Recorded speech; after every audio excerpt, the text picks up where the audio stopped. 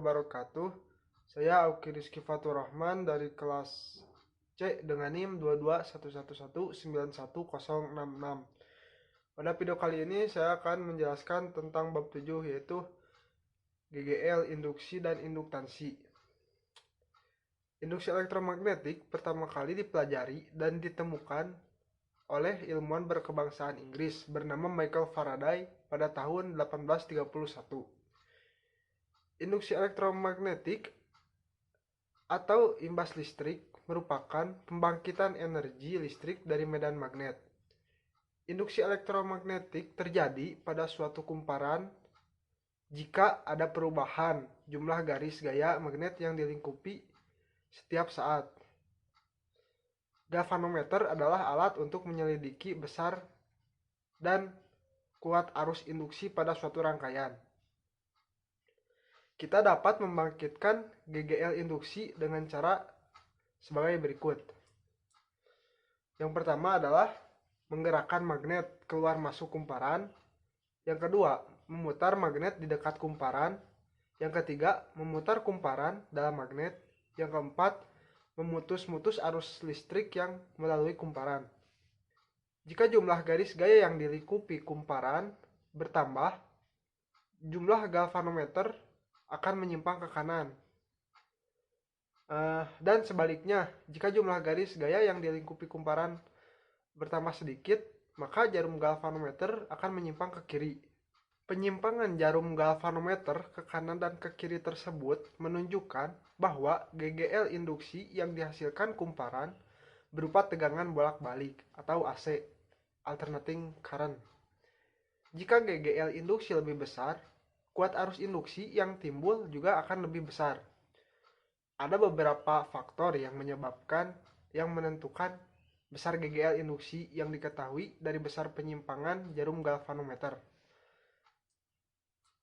Jika kalian melakukan percobaan ini secara teliti dengan mengubah-ubah jumlah lilitan, kecepatan, gerak magnet, dan kekuatan magnet yang digunakan, maka kalian akan dapat menyimpulkan bahwa besar GGL induksi bergantung pada 3 faktor, yaitu yang pertama adalah jumlah lilitan pada kumparan, yang kedua kecepatan gerak magnet keluar masuk kumparan, dan yang ketiga adalah kekuatan magnet batang yang digunakan. Poin pertama yang akan saya bahas yaitu flux magnet. Flux magnet menyatakan jumlah garis gaya yang menembus permukaan dalam arah tegak lurus. Jika dalam suatu ruang terdapat medan magnet, jumlah garis gaya yang menembus permukaan arah tegak lurus dengan luas tertentu bisa berbeda-beda, tergantung pada kuat medan magnet dan sudut antara medan magnet dengan vektor permukaan. Flux magnet juga diartikan sebagai perkalian antara medan magnet B dengan luas bidang A yang letaknya tegak lurus dengan induksi magnetnya. Secara matematis, flux magnet dapat dirumuskan sebagai berikut. Flux magnet sama dengan B dikali A. Faktanya, induksi magnet tidak selalu tegak lurus. Pada bidang tertentu bisa membentuk sudut tertentu. Misalkan, ada sebuah induksi medan magnet yang membentuk sudut θ. Dengan garis normal, maka besarnya flux magnet yang dihasilkan adalah flux magnet sama dengan B besar dikali A besar dikali cos θ. Dengan lambang ini flux magnet, B induksi magnet, A luas bidang, θ sudut antara induksi magnet. Yang kedua adalah hukum Faraday. Hukum Faraday ditemukan oleh Michael Faraday, seorang ilmuwan berkebangsaan Inggris yang membuat hipotesa atau dugaan bahwa medan magnet seharusnya dapat menimbulkan arus listrik. Untuk membuktikan kebenaran hipotesa Faraday, hasil percobaan yang dilakukan Faraday menghasilkan sebuah hukum yang berbunyi. Yang pertama, bila jumlah flux magnet yang memasuki suatu kumparan berubah, maka pada ujung-ujung kumparan akan timbul gaya gerak listrik induksi atau GGL induksi. Secara matematis, GGL yang dihasilkan dapat ditentukan dengan menggunakan rumus, yaitu minus N dikali dl per dt. Tanda negatif pada N ini menunjukkan arah induksi itu, di mana sigma sama dengan GGL induksi, N sama dengan jumlah lilitan, dl per dt sama dengan laju perubahan flux magnet. Dari rumus tadi, untuk menimbulkan perubahan flux magnet agar menghasilkan GGL induksi dapat dilakukan dengan beberapa cara. Antara lain, yang pertama, memperbesar perubahan induksi magnet, memperkecil luas bidang A yang ditembus oleh medan magnet, dan memperkecil sudut. Yang selanjutnya adalah hukum Lenz. Hukum Lenz berbunyi, arah arus induksi dalam suatu kumparan adalah sedemikian rupa, sehingga medan magnet yang dihasilkan arus tersebut melawan perubahan flux penyebabnya. Jika flux yang menyebabkan GGL makin lama makin kecil, maka arah arus induksi harus sedemikian rupa, sehingga medan magnet yang dihasilkannya memperbesar flux tersebut. Ini mungkin hanya jika arah medan magnet yang dihasilkan arus induksi searah dengan arus arah medan magnet yang diterapkan pada loop dan sebaliknya. Perhatikan gambar berikut. Berdasarkan gambar ini, diperoleh yang pertama, arah V merupakan arah dari penyebab perubahan. Yang kedua, arah gaya Lorentz FL akan selalu berlawanan dengan arah V. Yang terakhir, dengan menggunakan aturan tangan kanan, maka diperoleh arah I dari P ke Q. Sebagaimana dapat dirumuskan menjadi rumus dari hukum Lenz ada dua, dibedakan menjadi dua.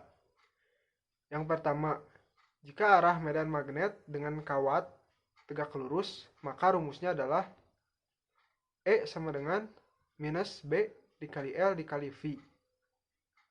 Rumus yang kedua, jika arah medan magnet dengan kawat tidak tegak lurus, rumusnya adalah E sama dengan minus B dikali L dikali V dikali sin theta. Dengan E sama dengan GGL induksi, B medan magnet, L panjang kawat, dan V kecepatan gerak kawat. Selanjutnya adalah induktansi. Jika solenoid dialiri arus searah, maka beda potensial antara dua ujung solenoid hampir nol. Itu karena beda tegangan sama dengan perkalian arus dan hambatan solenoid. Solenoid hanya berupa kawat konduktor, sehingga hambatan listrik antara dua ujung solenoid ini hampir sama. Tetapi jika solenoid dialiri arus yang berubah-ubah terhadap waktu, maka sifat solenoid ini akan berubah. Karena arus berubah-ubah terhadap waktu, maka kuat medan magnet dalam solenoid bisa berubah-ubah. Berdasarkan hukum Faraday, maka solenoid menghasilkan GGL induksi. Dengan demikian, ketika dialiri arus bolak-balik atau arus AC, maka akan muncul tegangan antara dua ujung solenoid. Dan tegangan ini tidak dapat muncul ketika solenoid dialiri arus searah atau arus DC. Yang selanjutnya adalah GGL antara dua ujung solenoid. Kembali ke bab 5, kuat medan magnet dalam rongga solenoid adalah B sama dengan μ0 dikali N dikali I. Jika luas penempang solenoid dilambangkan A, maka flux magnetik dalam solenoid adalah B dikali A sama dengan μ0 dikali N kecil dikali I dikali A. Oleh karena itu, berdasarkan hukum Faraday, GGL induksi yang dihasilkan solenoid adalah sigma sama dengan minus N dikali D0 per dt sama dengan minus N dikali D dikali dalam kurung μ0 dikali N dikali I dikali A per dt sama dengan minus N dikali μ0 dikali N dikali A dikali dl dikali di per dt. Dengan N adalah jumlah kumparan solenoid. Tampak bahwa GGL induksi yang dihasilkan berbanding lurus dengan laju perubahan arus. Untuk arus yang konstan atau arus DC, maka di per dt sama dengan 0. Sehingga GGL induksi yang dihasilkan adalah 0. GGL induksi hanya ada jika arus yang mengalir berubah-ubah terhadap waktu, sehingga dI per dt tidak nol. Yang selanjutnya adalah induktansi diri. Induktansi adalah sifat dari rangkaian elektronika yang menyebabkan timbulnya potensial listrik secara proporsional terhadap arus yang mengalir pada rangkaian tersebut. Sifat ini disebut sebagai sifat induktansi diri. Istilah induktansi sendiri pertama kali digunakan oleh Oliver Hafside pada Februari tahun 1886. Satuan induktansi dalam satuan internasional adalah Weber per ampere, atau lebih kita kenal sebagai Henry. Ini untuk menghormati Joseph Henry, seorang peneliti yang berkontribusi besar terhadap ilmu tentang magnetis. 1 Henry adalah 1 Weber per ampere. Dengan demikian, kita peroleh bentuk lain ungkapan induktansi diri. Dirumuskan L sama dengan N pangkat 2 dikali mu 0 dikali A per L kecil, di mana L besar adalah induksi diri kumparan, N adalah jumlah lilitan, mu 0 adalah permeabilitas muai panjang, A adalah arus yang mengalir, dan L kecil adalah panjang solenoid. Selanjutnya adalah induktansi bersama. Induktansi bersama memerlukan kehadiran dua buah solenoid atau bisa lebih. Induktansi bersama memperhitungkan efek satu solenoid terhadap solenoid lainnya. Misalkan, kita memiliki dua buah solenoid yang didekatkan. Solenoid pertama dialiri arus I1 yang berubah-ubah terhadap waktu. Akibatnya, medan magnet yang dihasilkan solenoid tersebut berubah-ubah. Sebagian medan magnet ini masuk ke dalam rongga solenoid kedua, sehingga menghasilkan flux pada solenoid kedua ini. Rumus untuk induktansi bersama adalah L12 sama dengan N1 dikali N2 dikali mu 0 dikali A1 per L2 sama dengan N1 dikali N2 dikali mu 0 dikali V dikali A1 pangkat 2 per L2. Selanjutnya adalah memperbesar induktansi.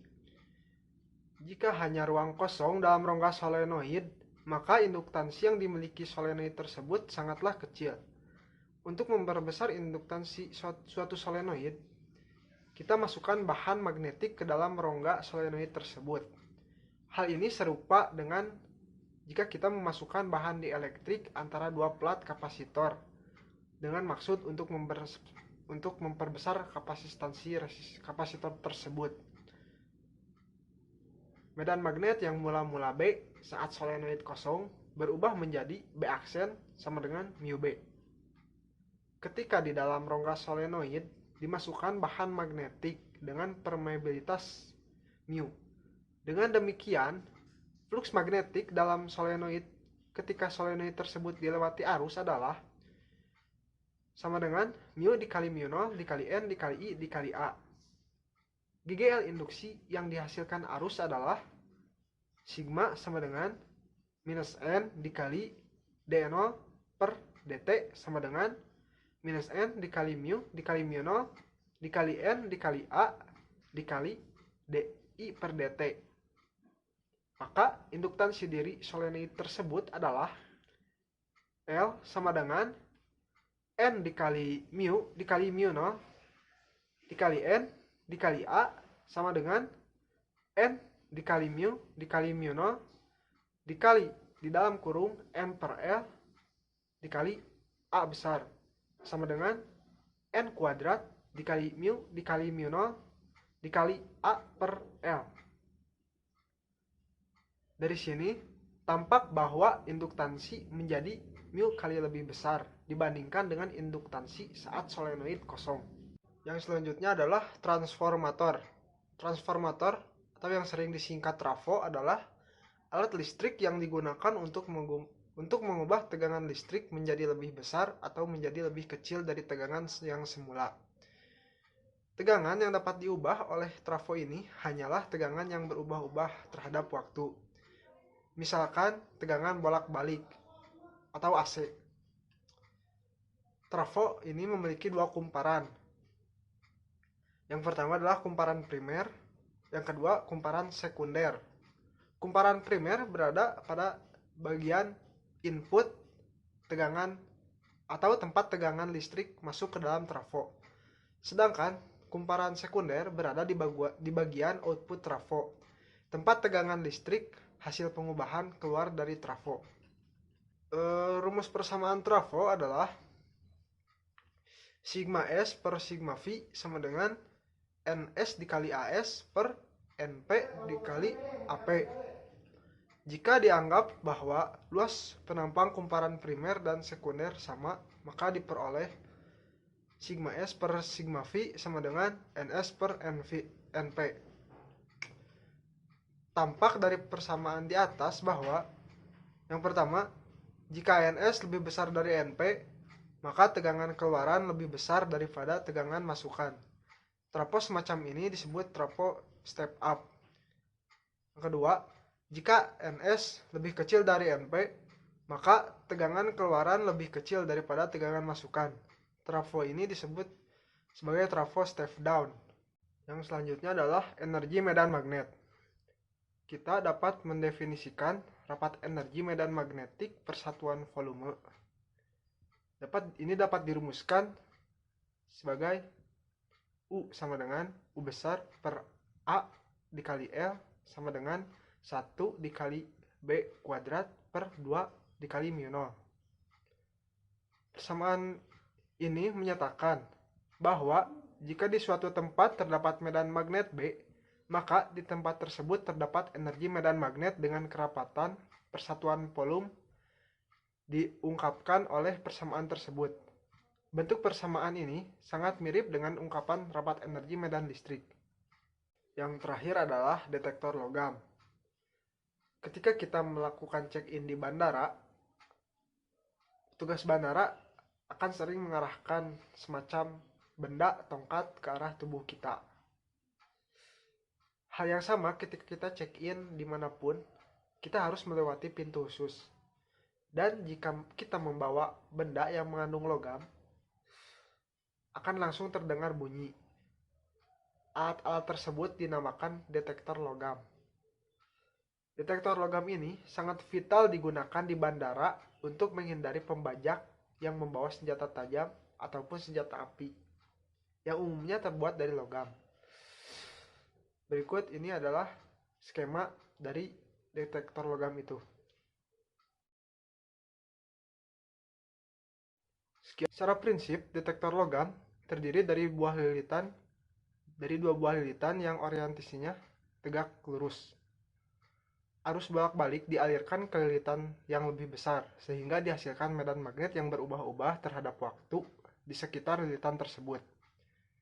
Tetapi, karena arah medan magnet yang dihasilkan kumparan besar masuk ke kumparan kecil dalam arah yang sejajar bidang kumparan kecil, maka tidak ada flux magnetik dalam kumparan kecil tersebut. Dengan demikian, tak ada arus yang dihasilkan dari kumparan kecil. Arus yang dihasilkan dalam logam tersebut akan menghasilkan medan magnet yang berubah-ubah di sekitarnya. Dan video dari saya, mohon maaf apabila ada kesalahan. Assalamualaikum warahmatullahi wabarakatuh.